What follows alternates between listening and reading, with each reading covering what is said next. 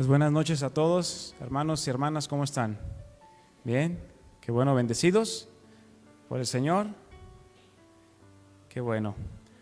Pues vamos a pasar a la palabra de Dios. ¿Cuántos quieren aprender? Amén.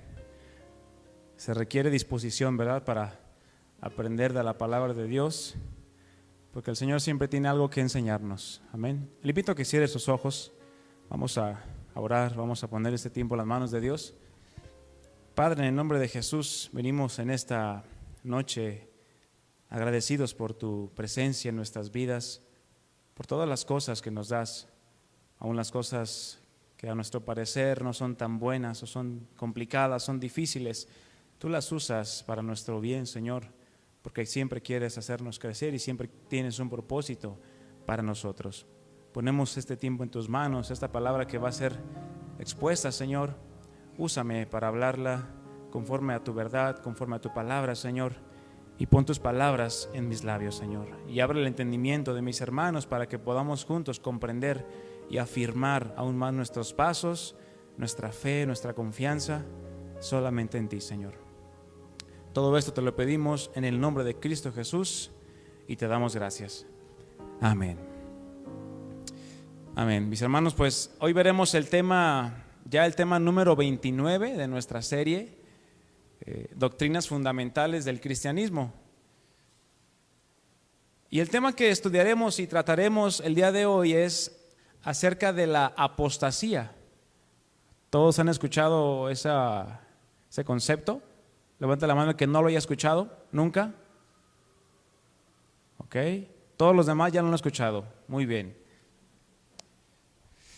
Es un tema que pareciera difícil de comprender, pues al haber tantas interpretaciones allá afuera, tenemos como consecuencia que existen hoy en día muchísimas dudas y un incorrecto entendimiento muchas veces acerca de este punto. Mucha mosca hoy. Pero a la misma vez, mis hermanos, es un tema que la palabra de Dios nos habla de una manera clara y lo habla lo suficiente para comprenderlo de manera correcta. Por ende, hablamos que hay quienes hasta el día de hoy lo han entendido de una manera incorrecta o no del todo correcta. Y que al ser una doctrina fundamental, mis hermanos, pues es necesario que la estudiemos a la luz de las Escrituras. El título que he puesto a esta enseñanza es Permaneciendo en la verdad. Repite conmigo, permaneciendo ¿en qué? En la verdad. Porque uno de los propósitos es precisamente que podamos tú y yo entender el correcto enfoque del llamado que hemos recibido cada uno de nosotros como hijos de Dios. Abre tu Biblia conmigo ahí en primera carta de Timoteo, capítulo 4, versículo 1.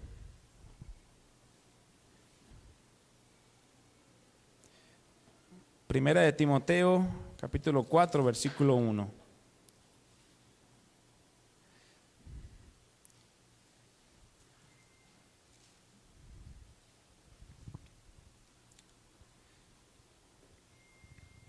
¿Ya lo tienes? Amén. Bien, vamos a leer ahí, dice, pero el Espíritu, ¿quién habla aquí? El Espíritu Santo, ¿verdad? Dice claramente que en los postreros tiempos algunos apostatarán de la fe, escuchando a espíritus engañadores y a doctrinas de demonios. Un pasaje sumamente conocido por la mayoría de los creyentes. Pues por medio de este pasaje se dan a conocer las distintas interpretaciones o los distintos enfoques con relación a lo que es la apostasía, el cual para muchos es un tema controversial. ¿Sí saben lo que significa controversial? Que genera conflicto. Pues ha generado muchas discusiones denominadas discusiones teológicas, porque cada quien quiere defender su punto y quieren defender su pensamiento acerca de algún tema en específico. Cuando nosotros, mis hermanos, tú y yo, todos aquí seguimos a Cristo, ¿verdad? Nosotros somos quienes nos tenemos que apegar a absolutamente todo el consejo y el pensamiento de Dios y a su palabra, en la cual no hay variación. Por lo tanto, mis amados hermanos, para poder obtener aquellas verdades absolutas que las Escrituras nos enseñan, es necesario hacer un análisis de todo lo que la palabra de Dios habla acerca de un punto o de un tema. No nos podemos centrar únicamente en algunos pasajes y aislarlos para poder fundamentar alguna interpretación, sino en todo el consejo perfecto de Dios, que es la palabra más segura que nosotros tenemos. No olvidemos, mis hermanos, algo muy importante y que ya lo hemos mencionado a lo largo de esta serie, que la palabra de Dios solamente tiene una sola interpretación o definición, por así llamarle, pero cuenta con distintas aplicaciones. Por ende, si solamente tomáramos este pasaje de 1 Timoteo 4 y lo comenzáramos a explicar, pero sin tomar en cuenta todo el contexto anterior y posterior y todo lo que Pablo le dice al joven pastor Timoteo desde que inicia esta carta, corremos el riesgo de caer en una incorrecta interpretación, que puede tener un aparente sustento, pero que al compararlo con otras verdades de la palabra de Dios, simple y sencillamente pierde su valor. Cuando tú tienes una interpretación de un pasaje, pero hay otra escritura que te niega o te elimina esa interpretación, entonces no es bíblica, mi hermano. Y esto es algo que sucede con muchas de las enseñanzas que se imparten hoy en día dentro de las iglesias, mis hermanos. ¿Qué pasa muchas veces? Es el hombre, el que está aquí predicando, el que saca su propia interpretación y de lo que él entendió es lo que él enseña. ¿Es lo que nos enseña la palabra de Dios? ¿A enseñar? No. Nos enseña a que entendamos y hablemos la palabra de Dios, no lo que nosotros entendimos. Recordemos que la palabra de Dios es viva y es eficaz.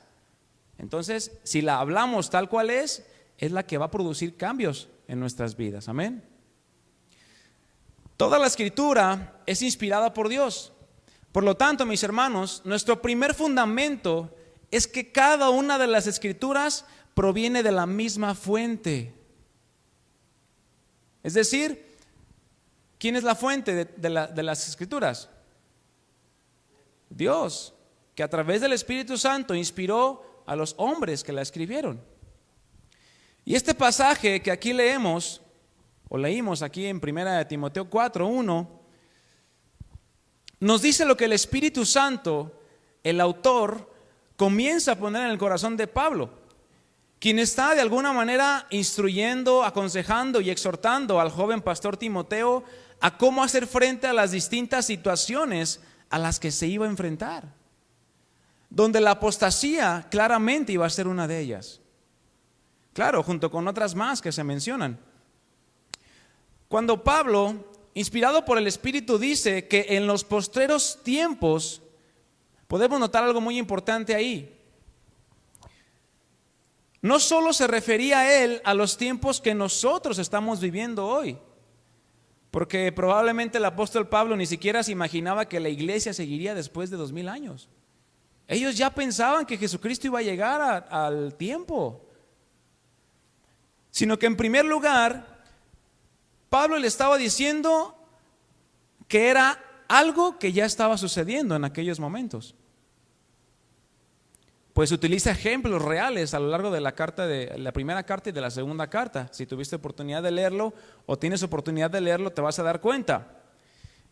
Y que a partir de que fue escrita esta carta, era algo que iba a seguir pasando y que no se iba a poder detener nunca. ¿Por qué? Porque ¿quién conoce el futuro? Pues ciertamente quien dijo lo que iba a suceder, ¿verdad? El Espíritu Santo, Dios mismo. La palabra no solamente nos da el tiempo de cuándo comenzó a suceder esto, de la apostasía, sino también hasta cuándo y hasta qué tiempo esto va a estar presente.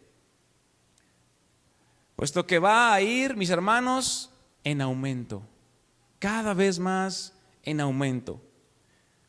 Por otro lado, También la palabra de Dios es muy clara porque nos dice quiénes son los que van a apostatar de la fe y cuáles son sus características.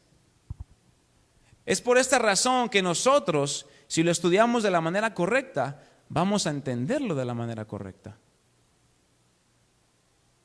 Pero antes de poder entrar de lleno al desarrollo del tema, es de suma importancia establecer una base muy importante, ya que de aquí se desprende el correcto entendimiento acerca de la apostasía,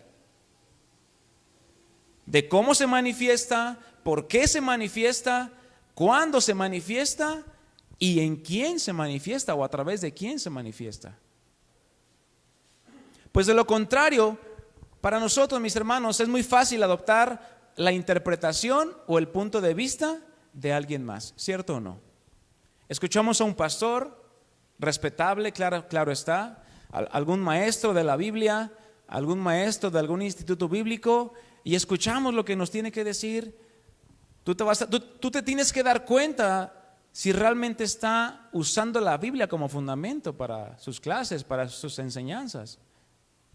¿Por qué? Porque si tienes al Espíritu Santo, claramente te va a confirmar lo que estás escuchando. ¿Cuántos se han dado cuenta cuando escuchan alguna enseñanza y dicen, esto como que no me cuadró? ¿Por qué? Porque tenemos que pasar por el filtro de la palabra.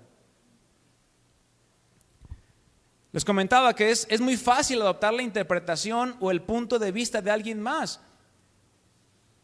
Pero esto se da porque nosotros muchas veces no indagamos por nuestra cuenta propia y no tenemos una firme convicción acerca de ese tema. Y podemos aplicarlo ahora a las doctrinas fundamentales. Ya vimos, vamos a ver 29 temas con el de hoy. ¿Qué tan fundada ahora está tu fe, mi hermano? Yo te pregunto. ¿O ya estabas afirmado, pero reafirmaste aún más? ¿Metiste más refuerzo a tus convicciones? Eso es muy bueno. Y quiero hablar, mis hermanos, acerca de la seguridad de nuestra salvación. Ciertamente ya tocamos el punto o el tema de la salvación, pero ahora es esta parte de la seguridad de la salvación. Pero no lo confundamos o no lo asemejemos a aquel pensamiento que ha estado permeando desde hace ya algunos años dentro del ámbito cristiano. La famosa frase y trillada, se pudiera decir, salvo siempre salvo. Donde a primera vista parece estar correcta esa frase, pero nos hemos dado cuenta que se utiliza más como un justificante para hacer toda clase de cosas que no agradan a Dios, que como una convicción para abstenerse de pecar e ir a una mayor santificación. Hay mucha gente que va con su banderita, salvo siempre salvo, pero miente, pero roba, pero transea, pero tiene malos pensamientos, no se somete a Dios. Entonces esa persona pues claramente no está manifestando que vive la nueva vida en Cristo. Entonces vamos a ir tomando algunos aspectos que son importantes para poder continuar. Porque por un lado tenemos a aquellos que piensan que la salvación no se pierde, y por otro lado aquellos que piensan que la salvación sí se pierde. Y el asunto no es debatir o defender alguna de estas ideas, sino que la misma palabra nos confirme cuál debe de ser nuestra convicción, mis hermanos, en cuanto a este punto. Pues cuando hablamos de seguridad, ¿a qué me refiero cuando digo seguridad? ¿A qué creen? ¿A algo que cambia constantemente? No, ¿verdad? Hablamos de algo que es firme, algo que es certero, algo que es sólido. ¿Te gustaría vivir en una casa hecha de palmas? Bajo la lluvia, ahí en la orilla del mar, construida sobre la arena. ¿Te gustaría? Pues no, ¿verdad? No hay seguridad en eso. ¿Qué dices de una casa fundada sobre la roca, en la montaña? Ahí sí nos gustaría, ¿verdad? Porque sabemos que va a estar firme, va a estar sólida. Y también esta palabra seguridad habla de algo que no se va a derrumbar, o que no se va a perder, o va a cambiar. Eso es algo seguro. El hablar de esto no es hablar de una certeza matemática o lógica, donde siempre 2 más 2 suman ¿cuántos? ¿Cuánto? No los escuché, dije, no se lo saben. 1 más 1, pues. 3 va a decir 1. Muchos piensan que el hablar de la salvación es, sí, soy salvo yo, soy salvo. Pero lo hacen más de manera lógica o de manera intelectual que de una manera raciocinia, pero conectado con el corazón, conectado con el espíritu. Entonces, la necesidad es de que tú y yo estemos de una manera personal totalmente seguro de nuestra salvación. Y no que hoy sí tenga la seguridad, no que hoy sí tenga la seguridad, pero mañana te entre la duda si eres un verdadero discípulo de Cristo. Pues la Escritura es clara en esto. Puesto que si hemos creído y depositado nuestra fe en la obra redentora de Cristo, mi hermano, tú y yo no solamente tenemos vida eterna, sino que también hay evidencias que confirman aquella condición en la cual ahora estamos y vivimos. Claramente es Dios y su Espíritu Santo quien nos da aquella seguridad y aquella garantía de la condición en la que ahora nos encontramos. Porque alguien aquí se autoproclamó salvo, ¿no? No, ¿verdad? Es Dios a través de su Espíritu que nos da esa salvación por medio de la fe en la obra de Cristo. Entonces, Dios nos da aquella garantía de la condición en la que ahora estamos, la cual se basa en aquella gracia inmerecida y en que el don de la vida eterna es un regalo que proviene de Dios por medio de la fe en la muerte y la resurrección de Cristo y por medio de la obra del Espíritu Santo en nosotros. Romanos 8:16, si quieres búscalo conmigo. Y dice así este pasaje, Romanos 8:16. El Espíritu mismo, hablando del Espíritu Santo, da testimonio a nuestro espíritu, ¿de qué? De que somos hijos de Dios. Antes ¿de quién éramos hijos? ¿De nadie? ¿Del diablo? Porque sus obras hacíamos. Mentíamos, pecábamos, robábamos, un sinfín de cosas. Pero ahora que venimos a esa vida nueva, el Espíritu mismo da testimonio, es decir, nos confirma y nos asegura de que somos hijos de Dios. Y ese debe de ser casi el único pasaje que deberíamos de leer para asegurar de qué manera tú y yo somos o tenemos la seguridad de nuestra salvación. Pero vamos a ver otros más. Primera de Juan, capítulo 3, versículo 2. Primera carta del apóstol Juan, capítulo 3, versículo 2.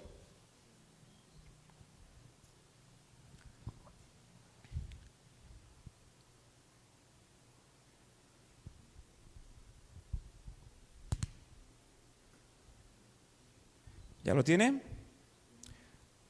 Dice ahí, amados, ahora, ¿cuándo? Ahora, no mañana, ahora somos hijos de Dios y aún no se ha manifestado lo que hemos de ser, pero sabemos, ese saber, mi hermano, habla de una seguridad. Sabemos que cuando Él se manifieste, seremos semejantes a Él porque le veremos tal como Él es. Isaías 12:2, no lo busque, yo te lo leo. He aquí, Dios es salvación mía, me aseguraré y no temeré, porque mi fortaleza y mi canción es Jehová, quien ha sido mi salvación, o ha sido salvación para mí. Y ahí acompáñame atrasito, primera de Pedro capítulo 1, versículo 4.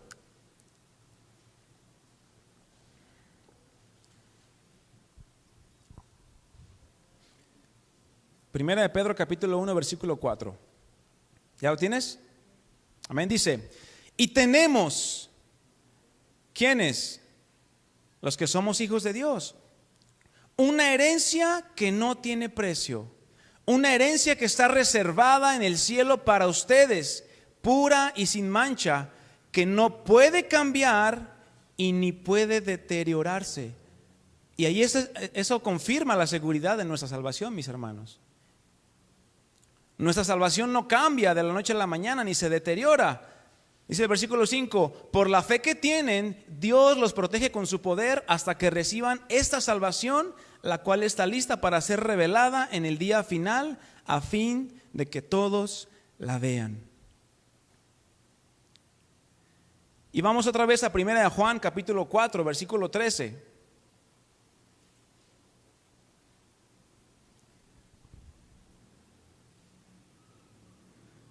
Todos y cada uno de esos pasajes nos muestran y nos ilustran cuál debe ser nuestro pensamiento o en qué debemos basar nuestra seguridad de que somos salvos.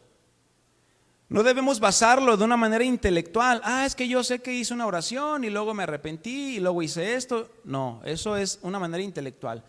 No, lo tienes que ver de una manera espiritual y conforme a tu vida, conforme a tu corazón y conforme a lo que tú has experimentado de una manera íntima y personal con Dios.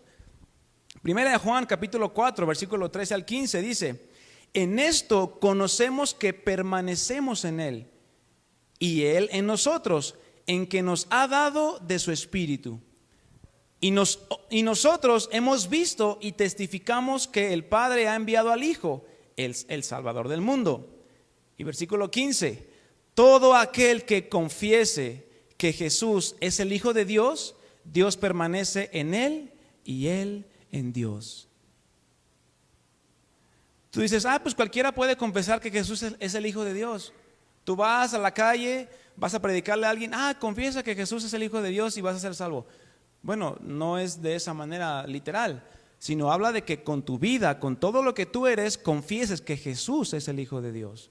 No solamente lo creas en tu corazón, lo digas con tu boca, sino lo demuestres con tu vida. Porque ¿de qué sirve decir que Jesús es el Hijo de Dios si vas y golpeas a una persona, vas y le mientes, vas y le robas y dices Jesús es el Hijo de Dios? ¿Servirá de algo? Claramente no. Hebreos capítulo 6, versículo 17 al 19.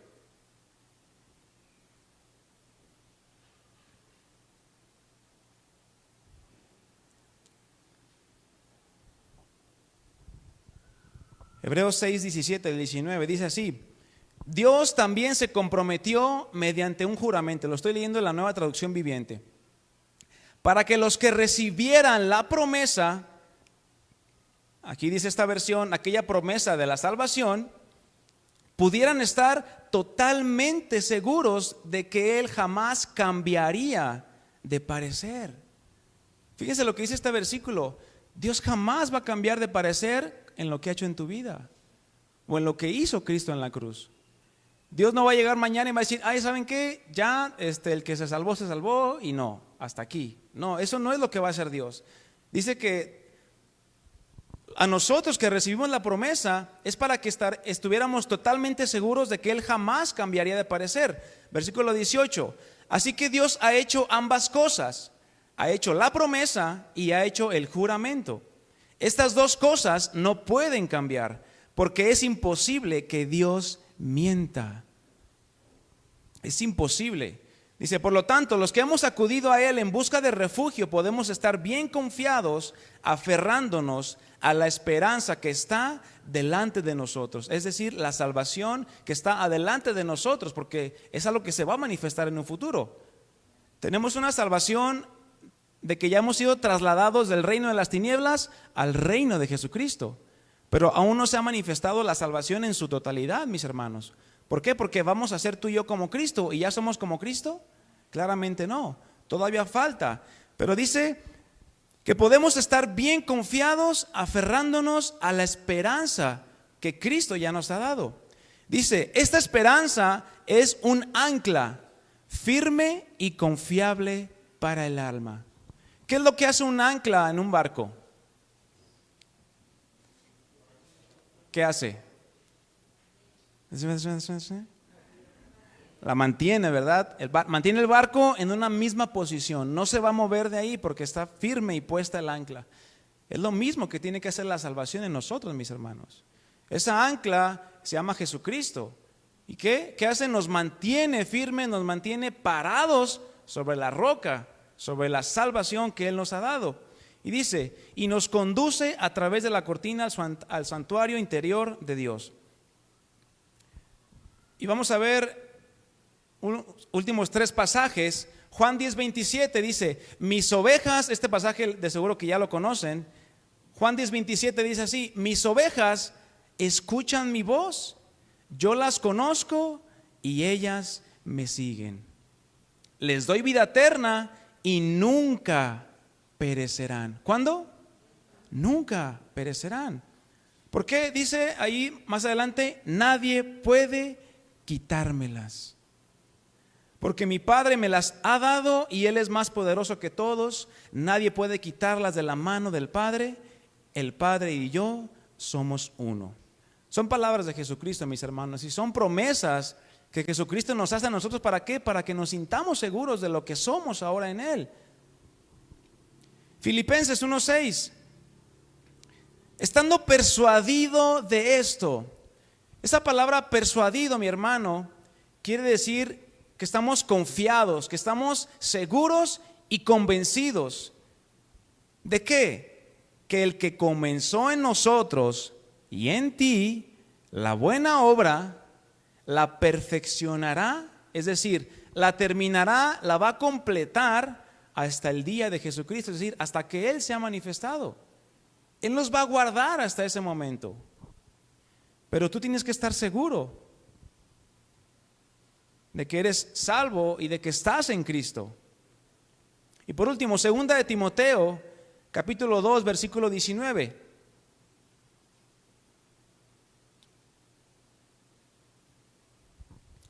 Segunda de Timoteo 2:19 dice así, lo voy a leer en traducción al lenguaje actual, dice, pero podemos estar seguros de lo que hemos creído. ¿Tú puedes estar seguro de lo que has creído, mi hermano? ¿Por qué? Medítalo en tu corazón. Me podrás decir algunas cosas, sí, pero ¿realmente puedes estar seguro de lo que has creído? ¿Aún así mañana termina tu vida? A ese nivel tiene que llegar nuestra seguridad, mis hermanos. Que si el día de mañana llegamos a faltar, ¿en quién está nuestra seguridad? ¿Acaso se le escaparía a Dios algo de las manos si llegamos a faltar nosotros? Evidentemente no. Dice, pero podemos estar seguros de lo que hemos creído, porque lo que Dios nos ha enseñado es como la sólida base de un edificio, en donde está escrito lo siguiente: Dios sabe quiénes son suyos, y también que todos los que adoran a Dios dejen de hacer el mal, es decir, que se aparten de iniquidad. Estos pasajes y muchos otros que están en las Escrituras y no fuera de las Escrituras nos deben de llenar de esa seguridad, mi hermano, y de esa confianza total y plena de que absolutamente nada ni nadie nos puede separar del amor de sus promesas, las cuales nos fueron dadas por medio de Cristo y afirmadas a través del Espíritu Santo en nosotros. Que como dice la Escritura, el Espíritu Santo es que las arras de nuestra herencia. Es esa garantía de parte de Dios de que a su tiempo nos dará la herencia que Él nos prometió, es decir, la vida eterna. Por ende, si creemos tú y yo que Dios es fiel, por lo tanto no es mentiroso, entonces nuestra responsabilidad es creer a lo que dice su palabra y confiar en que aquello que nos ha prometido, que si tú y yo somos sus hijos, nacidos de nuevo del agua y del Espíritu, somos nuevas criaturas. Entonces ahora formamos no solo parte de su cuerpo, que es la iglesia, sino ahora somos familia de Dios. Eso lo dice Efesios 2:9. Que ya no somos extranjeros, ya no somos advenedizos, sino conciudadanos de los santos, y termina el versículo, y miembros de la familia de Dios. Y por ende, mis hermanos, Dios no puede quitarnos algo que ya nos ha dado. Claro, si es que verdaderamente lo hemos recibido.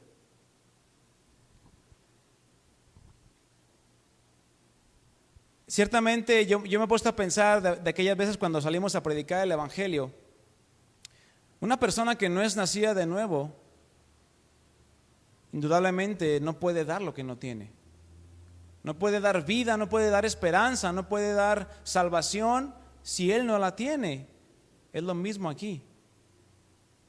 Dios, si a ti y a mí Dios nos ha dado su salvación, tú y yo podemos sin ningún problema testificar allá afuera de lo que Dios nos ha dado. Pero que quede bien claro, mis hermanos, Dios no puede quitarnos algo que Él ya nos ha dado.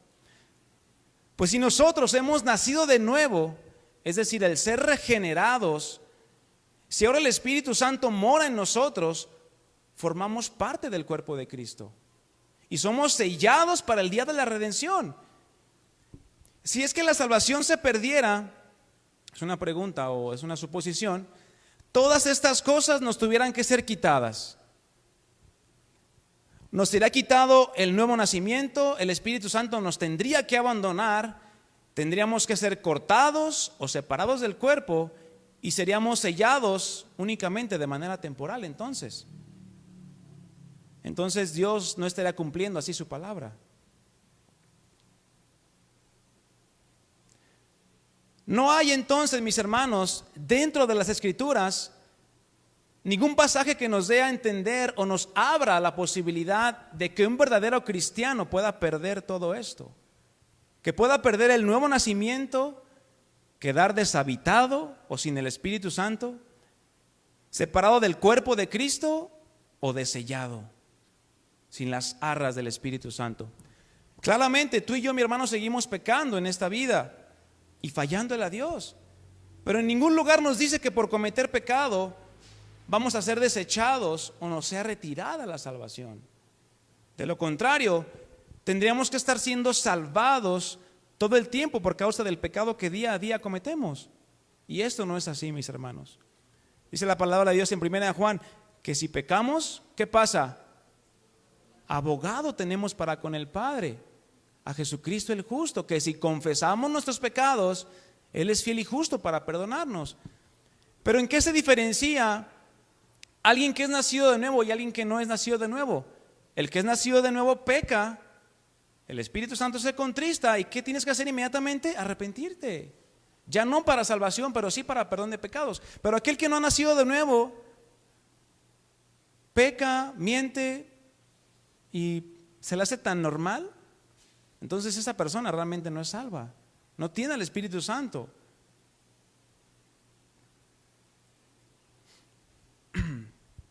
Bien, vamos a ver lo que significa esta palabra apostasía. Esta palabra viene del griego apostasía y tiene otro derivado que es afistemi y significa, entre ambas, un desafío a un sistema establecido o a una autoridad. Habla de rebelión y habla de un abandono. Este término, mis hermanos, se utilizaba en el mundo del primer siglo, pero no tenía nada que ver con la iglesia, sino era empleado para hablar de una revuelta política o algún tipo de traición que se hacía. Y a esa persona se le llamaba como apóstata. ¿Por qué? Porque traicionaba. Tenemos otras definiciones como apartarse, separarse, rebelarse o abandonar, caer, alejarse de, volverse atrás, recaer, desertar, partir, salir y mantenerse alejado de, o también podemos hablar de una negación.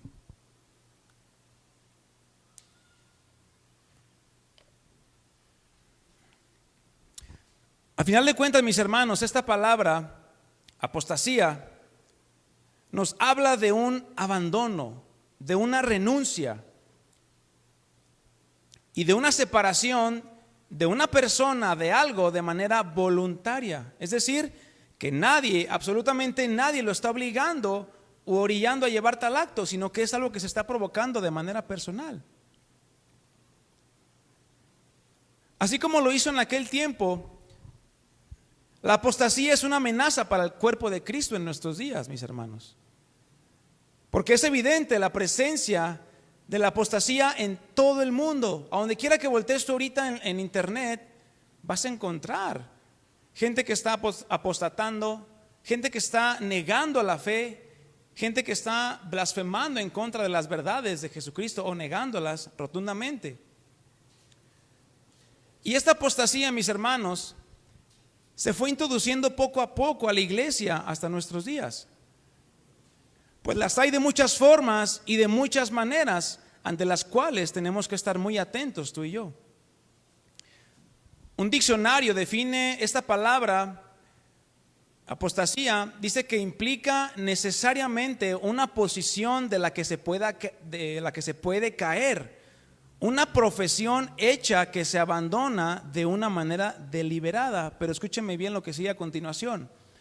No se trata de un cristiano que caiga en algún pecado, sino de un abandono definido del cristianismo, aplicándolo a nosotros, a Cristo, por parte de un profesante no convertido.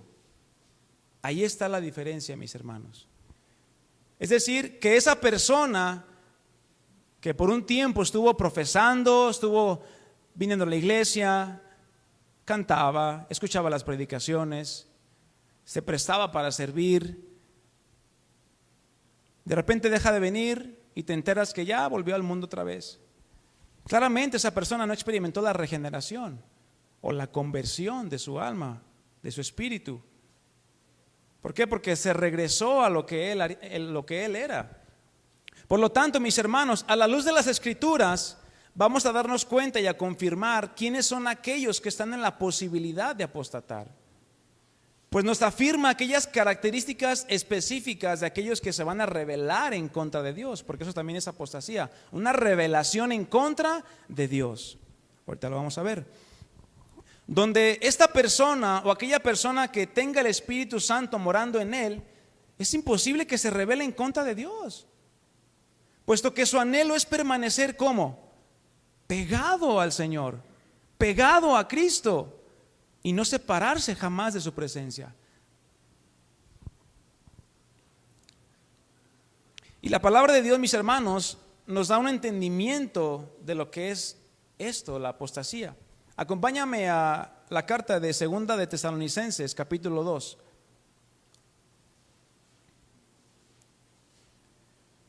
Segunda de Tesalonicenses, capítulo 2, del versículo 1 al 4.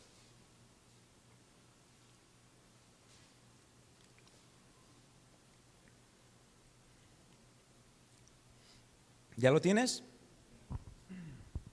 Dice así: ahora, lo voy a leer en la Nueva Traducción Viviente. Ahora, amados hermanos, aclaremos algunos aspectos sobre la venida de nuestro Señor Jesucristo y cómo seremos reunidos para encontrarnos con Él. No se dejen perturbar ni se alarmen tan fácilmente por los que dicen que el día del Señor ya ha comenzado. No les crean, ni siquiera se afirman haber tenido una visión espiritual, una revelación o haber recibido una carta supuestamente de nosotros. Versículo 3. No se dejen engañar por lo que dicen, pues aquel día no vendrá, es decir, el día de Jesucristo, su segunda venida, hasta que haya una gran rebelión contra Dios. Es decir, hasta que haya la apostasía. Y se dé a conocer el hombre de anarquía, aquel que trae destrucción, es decir, el anticristo. Se exaltará a sí mismo y se opondrá a todo lo que la gente llame Dios y a cada objeto de culto. Incluso se sentará en el templo de Dios y afirmará que Él mismo es Dios. Aquí podemos ver puntos importantes con relación al tema de la apostasía y de la segunda venida de Cristo.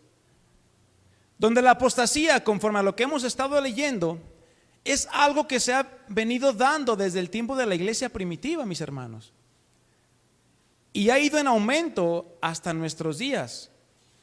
Y este pasaje describe que junto con la gran apostasía o la gran rebelión que se va a dar antes de que Cristo venga por su iglesia, se va a dar la manifestación de aquel hombre de pecado. Esto es el anticristo.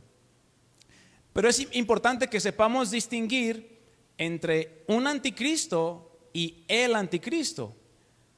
Porque la Escritura nos enseña que a lo largo de la historia de la iglesia han surgido muchos que se han hecho llamar o realmente han sido anticristos.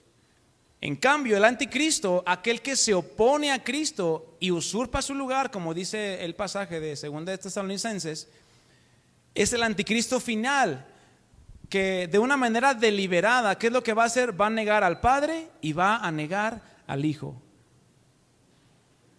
Lo cual va a desatar esta gran rebeldía en contra de todo lo que tenga que ver con Dios, propiciando así el ambiente para los últimos tiempos.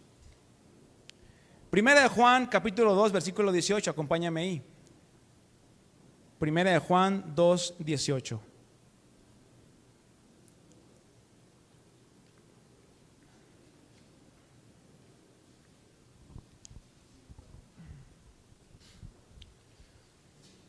Dice el apóstol Juan ahí: hijitos, ya es el último tiempo. Fíjense, esta carta de Juan fue escrita aproximadamente casi a llegar al año 100 después de Cristo. Fue de las últimas. Y él ya pensaba, ya les decía a los hermanos: hijitos, ya es el último tiempo. Así como diciendo, ya va a venir el Señor, tranquilos. Y han pasado más de 2000 años. Y seguimos aquí, mis hermanos. Y ahora lo estamos leyendo y parece que ya es el último tiempo, o estamos más cerca de. Dice: hijitos, ya es el último tiempo. Y según vosotros oísteis que el anticristo viene, así ahora han surgido ¿qué? Muchos anticristos, que en su definición podemos definirlos como apóstatas, que han negado a Jesucristo y han sacado montón de doctrinas, montón de filosofías, tratando de ¿qué? De desviar la fe de muchos, tratando de engañar, tratando de provocar que aquellos que estaban dentro de la iglesia, queriendo conocer a Dios, sean arrastrados por doctrinas, por pensamientos, por filosofías, y por lo tanto se alejen y ahora sí, literalmente cometan lo que es la apostasía, es decir, negar lo que una vez estuvieron creyendo. Dice: por esto conocemos que es el último tiempo. Veamos cómo desde el tiempo del apóstol Juan, que fue el apóstol que más años vivió, puesto que a él no lo mataron, sino que muere por causa de su vejez, ya hablaba de aquellos hombres que se estaban levantando con ideas, con pensamientos y con enseñanzas en contra de Dios y en contra de Cristo. Y como resultado, como ya lo comentaba, ellos ya pensaban que estaban en los últimos tiempos. Y probablemente, mis hermanos, este pensamiento fue constante en la iglesia conforme el paso del tiempo. Yo te aseguro que cada cierto tiempo la iglesia ya pensaba que era el final de los tiempos. Pero no ha sido así. Han pasado más de 2000 años desde que Cristo vino y aún seguimos aquí, mis hermanos, y pueden pasar otros 2000 años.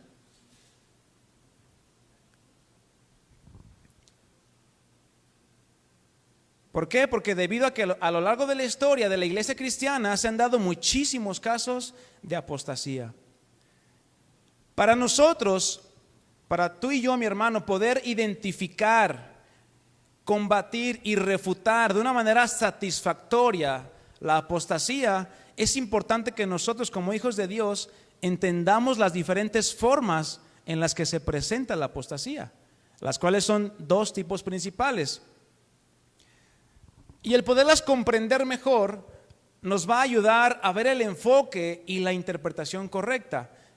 Pues ya hemos comentado que es imposible que alguien que ha experimentado el nuevo nacimiento pueda retroceder o pueda rechazar todo lo que tenga que ver con Dios, que prácticamente es lo que el anticristo va a hacer cuando sea manifestado. El tipo número 1 es la apostasía como el alejamiento de las doctrinas y verdades fundamentales de la Biblia. Ese es un primer tipo de apostasía, mis hermanos. Este primer tipo o forma de apostasía es una total negación y rechazo a las verdades cristianas o que tú y yo conocemos con relación al Evangelio. ¿Te has encontrado con gente que no cree a la predicación del Evangelio? ¿Ok? Yo creo que todos, ¿verdad?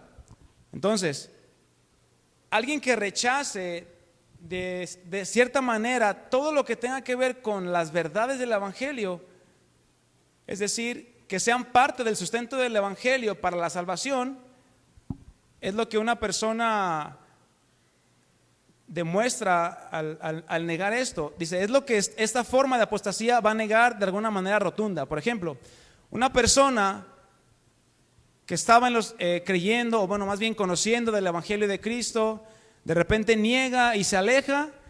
Es una persona que puede negar incluso la divinidad de Cristo, negar el nacimiento virginal de Cristo, negar la resurrección de Cristo, negar que Cristo ascendió a los cielos y pues por ende negar que Cristo viene por segunda vez. Y vamos a 1 Juan 2:20 para ver lo que nos dice ahí esta escritura, confirmando así que los que somos hijos de Dios, los que tenemos el Espíritu Santo y que conocemos la verdad, no podemos negar esto. 1 Juan 2:20 al 23.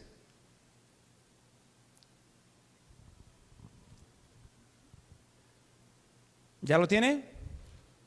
Bien, dice así: pero ustedes no son así, porque el Santo les ha dado su Espíritu, y todos ustedes conocen la verdad. Ahí es un punto bien importante. Los que conocemos la verdad, ¿qué dice la palabra de Dios en Juan 8? Y conoceréis la verdad. ¿Y la verdad qué va a pasar? ¿Qué va a producir en ti? Libertad. Pero la verdadera libertad que da Cristo, y la verdadera verdad que es Cristo, no otras verdades que el mundo piensa o cree como verdad, sino la verdad que está en la palabra de Dios. Y dice el 21: así que les escribo no porque no conozcan la verdad, sino porque conocen la diferencia entre la verdad y la mentira. Esa es una característica, mi hermano, del que es un verdadero hijo de Dios. Si tú eres un verdadero cristiano, nacido de nuevo, tú vas a poder hacer diferencia entre lo que es verdad y entre lo que es mentira. No nos van a poder engañar, mis hermanos. ¿Por qué? Porque tenemos al Espíritu Santo que nos va a guiar a toda la verdad. Dice el versículo 22: ¿y quién es un mentiroso? Aquí ya está hablando de la otra cara de la moneda, de aquellos que no conocen y que niegan todo esto que ya vimos, la divinidad de Cristo, que Jesucristo vino de un nacimiento virginal y todos esos puntos. Dice, ¿quién es un mentiroso? El que dice que Jesús no es el Cristo. Ese es un mentiroso. Si tú te encuentras con una persona así, esa persona está negando que Jesús es el Cristo. ¿Y para ti es verdad eso o no? Si alguien te dice que Jesús no es el Cristo, tú le dices, no, sí es cierto, tiene razón. No, para nosotros es una verdad. ¿Por qué? Porque la hemos experimentado. Por ende, esa persona es una persona mentirosa, es una persona que está engañada. Y sigue diciendo, el que niega al Padre y al Hijo es un anticristo. Prácticamente es un apóstata, alguien que está negando las verdades esenciales del Evangelio. Porque si tú niegas o alguien niega que Cristo es el Señor, evidentemente no puede ser salvo.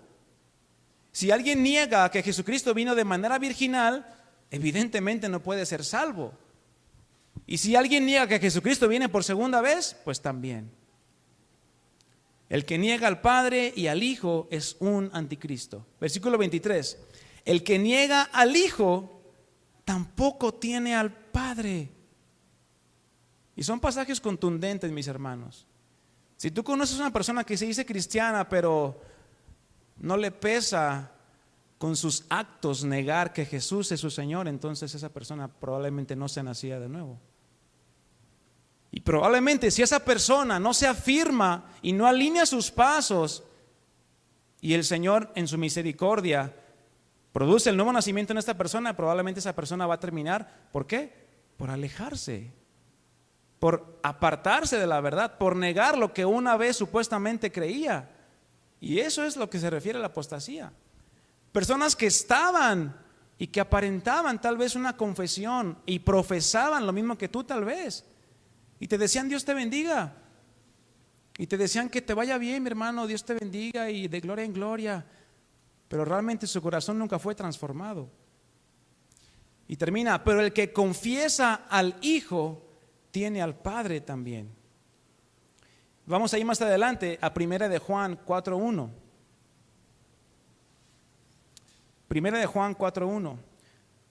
Son maneras en las que tú y yo nos podemos dar cuenta de si una persona verdaderamente es genuina o no. Claramente el Espíritu Santo nos va a dar ese discernimiento que tú y yo necesitamos. 1 de Juan 4:1 al 3. Queridos amigos, no les crean a todos los que afirman hablar de parte del Espíritu o de parte de Dios.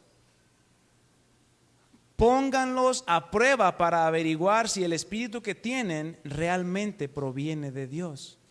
Aquí nos está diciendo la palabra de Dios que tú y yo tenemos que filtrar a la palabra y al Espíritu todo lo que tú y yo escuchemos que supuestamente venga de parte de Dios o supuestamente sea palabra de Dios.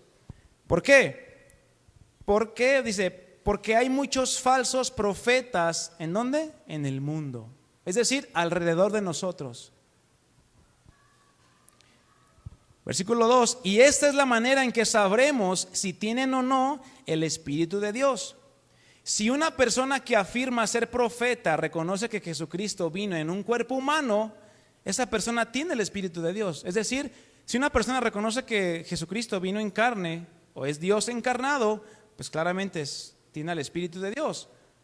Pero si alguien afirma ser profeta y no reconoce la verdad acerca de Jesús, aquella persona no es de Dios.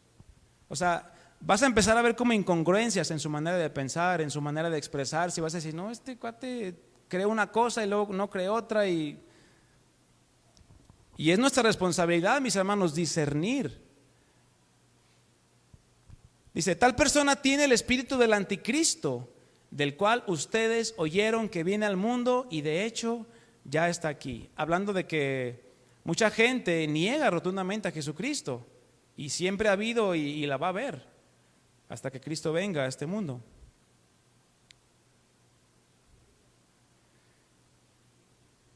Y el segundo punto es que la apostasía como una renuncia completa a la fe cristiana que resulta en un abandono completo de Cristo y su palabra. Este segundo tipo o forma de apostasía es aquella que puede comenzar con un pensamiento errado o bien una herejía que se aceptó en su momento y poco a poco fue provocando una desviación en la mente y en el corazón de aquella persona, al grado de que ese pensamiento crece hasta contaminar todos los aspectos que esa persona cree o creía. Evidentemente, en este punto, mis hermanos, hablamos de una persona o personas que profesaban cierta creencia en Dios, pero que solamente participaban de ciertas actividades a manera de ellos poder tal vez calmar su conciencia. Porque hay muchas personas, mis hermanos, que vienen a la iglesia, hablando de la iglesia cristiana, pero únicamente cambian de religión. Y lo hacen únicamente, pues para sentirme bien, para cumplirle a Dios, para sentirme mejor. Y pues evidentemente, si esas personas no se acercan a Dios como la palabra lo manda, creyendo que le hay y con un corazón humillado, pues evidentemente nunca van a recibir el perdón de sus pecados y si nunca se arrepienten. ¿Por qué? Porque realmente su fe es una fe intelectual y no una fe espiritual. Aquella que está basada únicamente en creer. Como el sábado, ¿verdad? Que salimos y a todas las personas con las que nos encontramos, ¿crees en Dios? Sí creo en Dios. El 95% de las personas con las que nos permitió el Señor hablarles del Evangelio, creían en Dios. Pero evidentemente su fe es una fe intelectual, una fe de lo que ellos han escuchado, no de lo que ellos han experimentado. Está únicamente basada en creer y hacer lo que los demás hermanos hacen. ¿Por qué? Porque es una fe que está basada prácticamente en una imitación, donde esa persona llega a creer, pero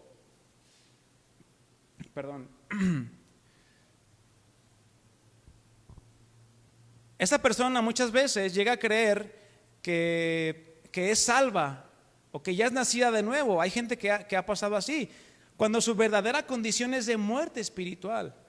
Y al paso del tiempo, esa persona de una manera progresiva, si realmente no se arrepintió de una manera genuina de sus pecados, irá negando de lo que en algún momento llegó a creer. Y esto debido a todas las corrientes de pensamiento que hay allá afuera y pues toda la mentira que podemos estar expuestos. Y a su tiempo claramente se va a manifestar si verdaderamente nació de nuevo o no nació de nuevo.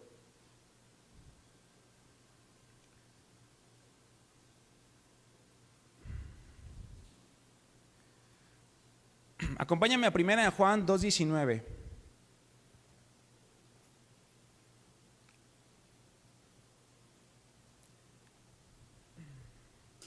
Primera de Juan 2:19.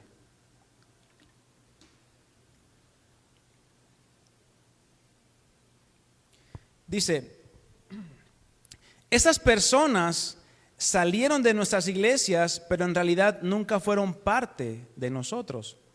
De haber sido así, se habrían quedado con nosotros al irse demostrando que no eran parte de nosotros. Y esto es una historia de nunca acabar en todas las iglesias, mi hermano. Siempre hay gente que permanece. Y tú ves un fruto en ellos, tú ves un crecimiento y es notorio y es evidente la salvación en ellos. Pero hay gente que tú la ves luchando. Pero bueno, vamos a tomar aquí dos posturas.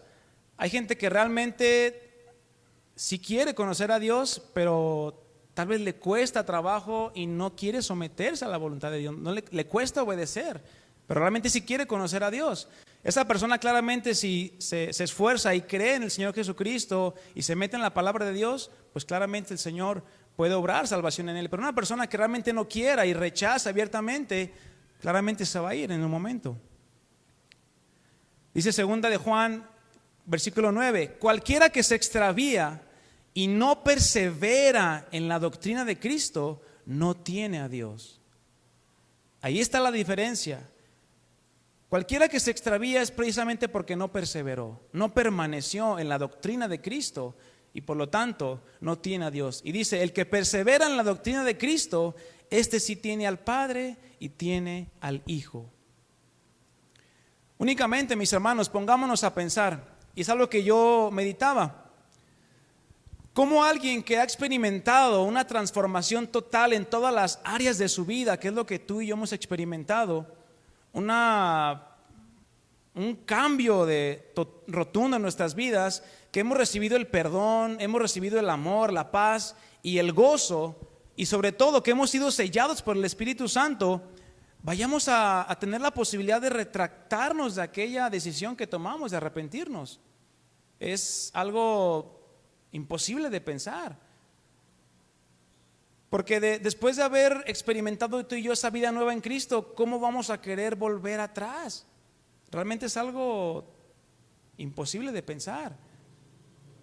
Por eso dice la Escritura en Hebreos 6:3, lo dice de una manera hipotética. Ese te lo voy a dejar que lo leas. Que es imposible que los que han gustado del don celestial y que han participado del Espíritu Santo y han gustado de la palabra y del poder de Dios puedan de alguna manera recaer o retractarse de ese estado de salvación y vida eterna. Porque dice ahí que si quieren volver a Cristo nuevamente y ser renovados por medio de un segundo arrepentimiento, tendrían que volver a crucificar a Cristo Jesús, algo que es totalmente imposible de hacer. Jesucristo no va a volver a ser crucificado, porque ¿cuántas veces necesitamos arrepentirnos tú y yo para ser salvos? Cuando lo hacemos de corazón, claramente una sola vez. Esto es algo totalmente errado y fuera de la verdad del Evangelio, porque así mismo en Hebreos dice que Cristo fue ofrecido una sola vez y para siempre, porque el perdón de pecados solamente se puede recibir una sola vez. El perdón de pecados para salvación. No confundamos, mis hermanos, con el perdón de pecados si es que llegamos a fallar. Tú y yo ya como cristianos es diferente.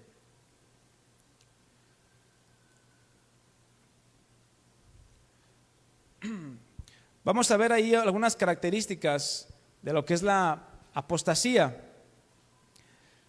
La Escritura nos marca y está llena de características que acompañan a estos hombres, de entre los cuales surgen los falsos cristos, los falsos maestros, los falsos profetas y los falsos pastores, los cuales, mis hermanos, engañan a quienes los siguen, evidentemente, pero ellos mismos a la misma vez también son engañados.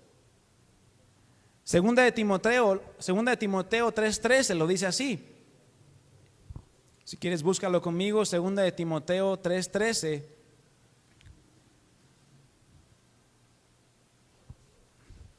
Dice así: mas los malos hombres y los engañadores irán de mal en peor, engañando y siendo engañados.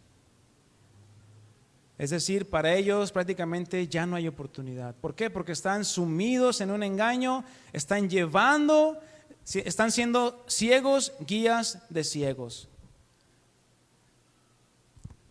Y para esto, mis hermanos, ve abriendo tu Biblia en el libro de Judas o en la epístola de Judas, ahí antes de Apocalipsis. Sabemos que Judas era el medio hermano de Jesucristo y un líder de la iglesia primitiva. Y en su epístola, mis hermanos, él describe algunas características importantes de la apostasía y de los que la llevan a cabo, es decir, de los apóstatas. Eso es aquella persona que lo lleva a cabo. Y nos lanza a nosotros, que somos verdaderos hermanos en la fe, miembros de la familia de Dios y coherederos con Cristo, un reto: a que contendamos ardientemente. Ahorita lo vamos a leer donde lo dice. Esto es, a que tú y yo luchemos y tomemos en serio esta pelea que estamos librando día a día, y más cuando vemos que aquel día se acerca, mis hermanos. Y el llamado no es solamente a los pastores o a los líderes o a los servidores en general, sino a todos los que forman parte de la iglesia de Jesucristo. Judas, versículo 3, dice: amados, por la gran solicitud que tenía de escribiros acerca de nuestra común salvación, aquí se está refiriendo a gente que es salva, me ha sido necesario escribiros exhortándoles que contiendan ardientemente. ¿Por qué? Por la fe que ha sido una vez dada a los santos. Y a partir de aquí, mis hermanos, comienza con una serie de características de cómo es que estos hombres entran a las iglesias para poder desviar y engañar a quienes no han sido regenerados por el Espíritu Santo.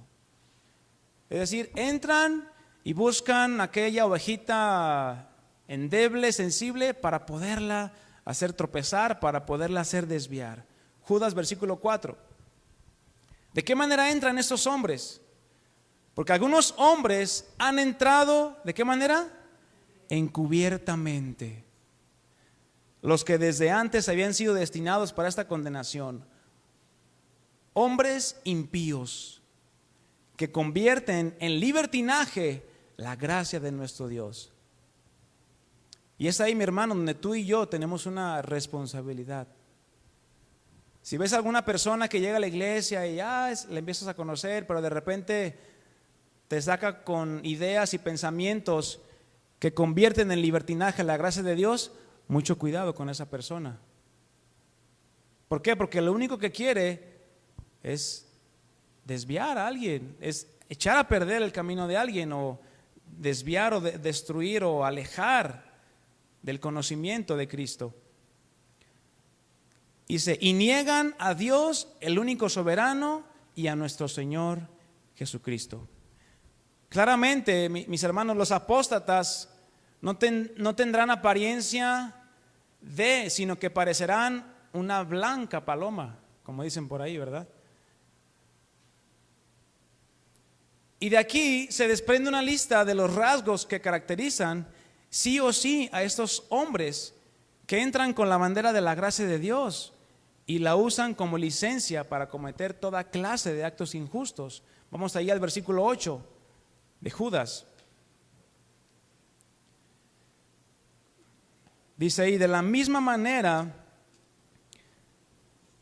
estos individuos que pretenden tener autoridad por lo que reciben en sueños, llevan una vida inmoral, desafían a la autoridad y se burlan de los seres sobrenaturales. Vamos al versículo 10. Pero esa gente que se burla de cosas que no entiende, como animales irracionales, hacen todo lo que les dictan sus instintos y de esa manera provocan su propia destrucción. Versículo 16. Estos individuos son rezongones, se quejan de todo y viven solo para satisfacer sus deseos. Son fanfarrones que se jactan de sí mismos y adulan a otros para conseguir lo que quieren. Y por último el versículo 19, estos individuos son los que causan divisiones entre ustedes. Se dejan llevar por sus instintos naturales, ¿porque qué? Porque no tienen al Espíritu de Dios en ellos. Es gente que nomás viene a ver qué puede hacer. Y el Señor nos libre de esas personas aquí en este lugar. Pero para eso, mis hermanos, nosotros tenemos que estar, miren, alertas, como esos atalayas que avisamos, avisas el mal. Oye, Memo, Andrés, fíjate que vi a esta persona y la vi rara, pues vamos a echarle un ojo, ¿no? Cualquier cosa que tú veas, ahora sí que con estas características, tú vas a poder decir, aguas con esta persona. Y el Espíritu Santo te puede dar ese discernimiento de decir, esta persona trae malas intenciones. Porque mis hermanos, no le podemos negar la entrada a nadie y no sabemos qué intenciones traiga, ¿verdad? Entonces por eso tenemos que estar con mucho ojo pidiéndole al Señor que nos dé discernimiento. La señal más contundente de un apóstata es que de un momento a otro, sin avisar, podríamos decirlo así, abandona y decae de la verdad de la palabra de Dios y de todo aquello que en algún momento él dijo creer y dijo confiar, pero realmente nunca creyó en Jesucristo como su Señor y su Salvador. Es por eso la importancia de nosotros que tenemos al Espíritu Santo, estar alertas y ayudar a aquellos a quienes no están del todo seguros de haber nacido de nuevo, evitando así que puedan ser engañados y arrastrados por cualquier viento de doctrina.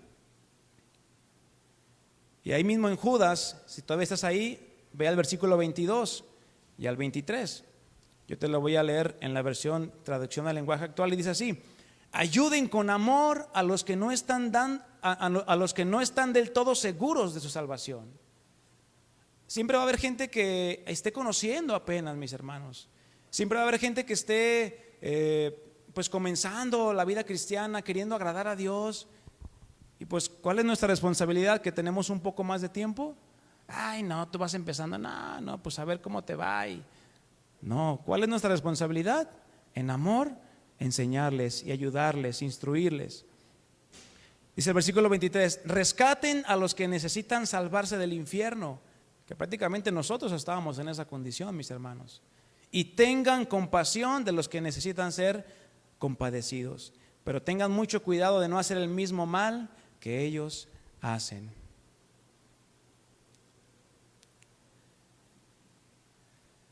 Y vamos al último punto, mis hermanos. Permaneciendo en la verdad. Indiscutiblemente, mis hermanos, tú y yo como cristianos, nacidos de nuevo, somos llamados no solamente a creer y a confiar en Dios y amar a nuestro prójimo y a pedir perdón por nuestros pecados, amar a nuestra familia, a nuestros hijos y bueno, todo eso. No, estamos llamados aún más que eso, a permanecer en la verdad. ¿Y qué es permanecer? Mantenernos en un paso firme. Colosenses 1:21 y 23. Vamos a leer ahí. ¿Qué es lo que nos habla la palabra acerca de este permanecer en la verdad? Si tú y yo ya somos salvos, somos llamados a permanecer en esta verdad. Dice Colosenses 1:21, y a vosotros también, que erais en otro tiempo extraños y enemigos en vuestra mente, haciendo malas obras. ¿Cuántos hacían malas obras antes de venir el Señor? Todos. Ahora nos ha reconciliado en su cuerpo de carne por medio de la muerte para presentarnos santos y sin mancha e irreprensibles delante de Él. Versículo 23. Si en verdad ¿qué? Permaneces fundado y firme en la fe. Es decir, que lo que digas creer, mi hermano, lo vivas. Que lo que aprendas lo pongas en práctica. Si no, ¿de qué sirve que sigas aprendiendo, sigas adquiriendo conocimiento, solamente se queda en el intelecto y nunca lo lleves al terreno de la práctica? Eso evidentemente nunca va a ser sabiduría. La sabiduría, mi hermano, es saber aplicar el conocimiento que tú tienes en el momento adecuado que se te es demandado. Pero la sabiduría de Dios, no la sabiduría de este mundo, sino la sabiduría que tú y yo tenemos ahora por medio de las Escrituras y por medio del Espíritu Santo que mora en nosotros. ¿Y qué más dice? Fundados y firmes en la fe y sin movernos de la esperanza del Evangelio que habemos oído. Evidentemente no podemos regresar al mundo y negar al Señor si el Señor ya nos ha rescatado, si estamos en el hueco de la mano del Señor. Pero sí puedes quedarte como un niño espiritual, mi hermano. Sí puedes quedarte como un niño que, hoy creo esto, hoy mañana creo lo otro, y hoy sí oro, mañana no oro, y sí busco a Dios. O sea, fluctuante. Un día con un pensamiento, con un pensamiento y otro día con otro pensamiento. No, mis hermanos, estamos llamados a permanecer en la esperanza del Evangelio. Dice, el cual se predica en toda la creación que está debajo del cielo, del cual yo, Pablo, fui hecho ministro. Entonces, mis hermanos, estamos llamados a dar fruto. Jesucristo dice que si permanecemos, ¿cómo? ¿En Él? ¿Separados de Él o pegados de Él? Pegados de Él vamos a poder llevar fruto, y de esa manera vamos a hacer que ese fruto permanezca. Primera de Timoteo, capítulo 6, versículo 20.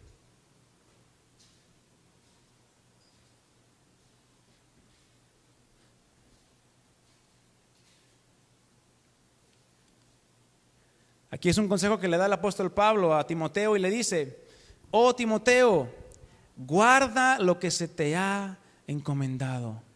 Y ustedes saben que cuando la palabra nos dice guarda, es para escuchar y para hacer. Si solamente oímos, no somos hacedores de la palabra de Dios. Entonces, guarda lo que se te ha encomendado, evitando las profanas pláticas sobre cosas vanas. Evidentemente tú y yo podemos ser nacidos de nuevo, salvos, con la esperanza puesta en el Señor. Pero ¿y en qué enfocamos nuestras pláticas, mis hermanos, como cristianos entre nosotros? ¿En cosas vanas? ¿En cosas que nos edifican o en cosas que no nos edifican? Acuérdense que debemos aprovechar bien el tiempo, dice la palabra, porque los días malos son.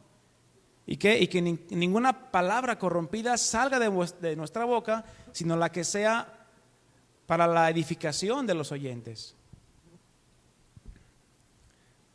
Dice, pláticas sobre cosas vanas y los argumentos de la falsamente llamada ciencia, la cual, profesando algunos, se desviaron de la fe. La gracia sea contigo. Amén.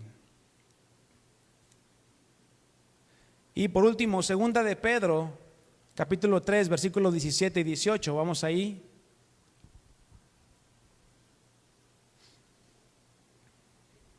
Segunda de Pedro 3, 17 y 18.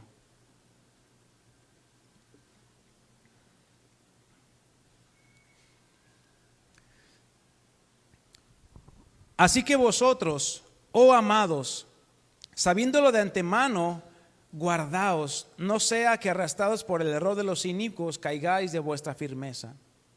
Antes bien, aquí está la clave, mis hermanos. ¿Cómo vamos a permanecer en la verdad? Creciendo en la gracia y en el conocimiento de nuestro Señor y Salvador Jesucristo. ¿De qué manera vamos a crecer en la gracia y en el conocimiento de nuestro Señor Jesucristo? Hay que meternos a la palabra de Dios, mis hermanos. Es la única que va a transformar nuestras vidas, es la única que nos va a dictar qué es lo que tenemos que hacer. Tengamos comunión con nuestros hermanos, edifiquémonos los unos a los otros, pero sobre todo, mis hermanos, busquemos nuestra comunión con el Señor, que eso es lo que nos va a mantener siempre con ese fuego de buscarle, de adorarle y de poder también traer a otros a los pies del Señor Jesucristo. antes de que sean engañados, mis hermanos, por toda esa gente que está allá afuera negando la deidad de Jesucristo, negando que Dios salva y negando que Dios es el único Dios verdadero. Le invito a que se ponga de pie, mis hermanos.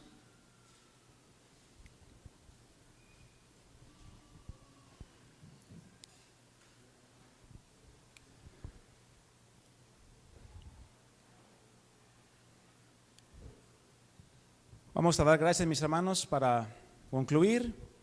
Padre, te damos muchas gracias en esta noche por tu palabra y porque es viva y es eficaz y penetra, Señor, hasta lo más profundo de nuestros corazones, discierne nuestros pensamientos y aún las intenciones de nuestro corazón.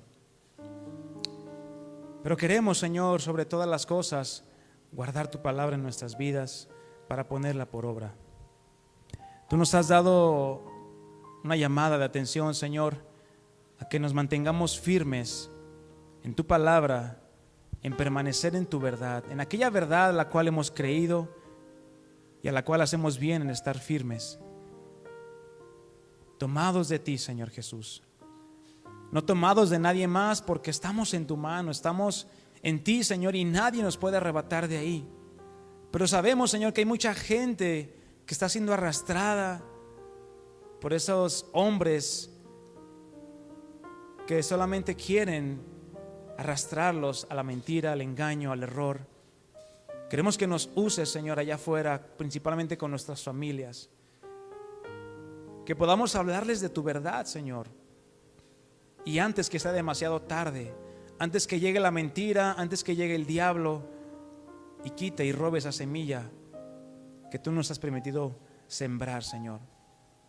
Ayúdanos, Padre, a ser fieles administradores de lo que tú nos has dado y a permanecer siempre firmes en tu verdad. Ayúdanos en todo tiempo, llévanos con bien a nuestras casas y afirma nuestros pies en tu palabra, Señor. Todo esto te lo pedimos en el nombre de Cristo Jesús y te damos muchas gracias, Señor. Amén y amén. Denle un aplauso al Señor, mis hermanos.